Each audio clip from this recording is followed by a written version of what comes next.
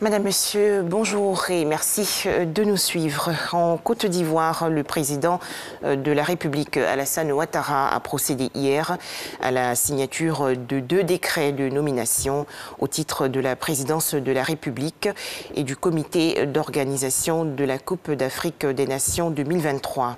Au titre de la présidence de la République, Monsieur Ali Koulibaly est nommé ministre conseiller spécial du président de la République. Et au titre du comité d'organisation de la Coupe d'Afrique des Nations 2023, M. François Albert Amichia est nommé président du comité d'organisation. Toujours en Côte d'Ivoire, le brevet d'études du premier cycle session 2021 a noté que le sujet de physique-chimie sera entièrement repris.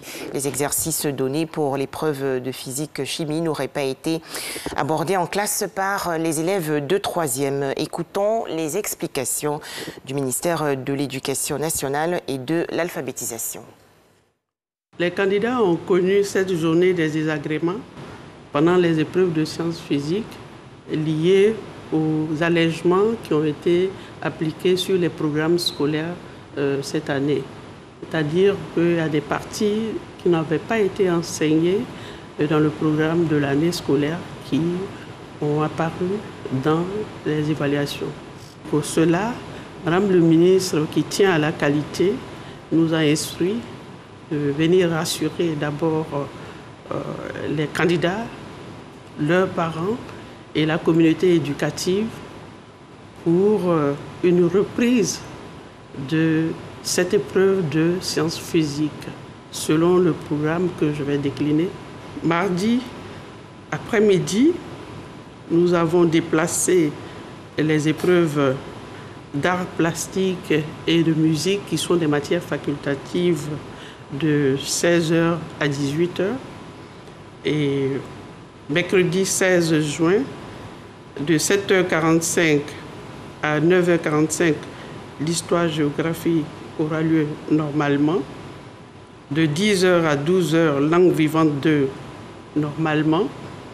Maintenant l'après-midi nous allons reprendre avec les DHC de 13h30 à 15h30 et puis ensuite de 15h45 à 17h45, ce sera la reprise de l'épreuve de sciences physiques. Je voulais vraiment encore rassurer les candidats pour dire que les évaluations certificatives sont de qualité et sont équitables et qu'ils ne devaient pas craindre une injustice quelconque.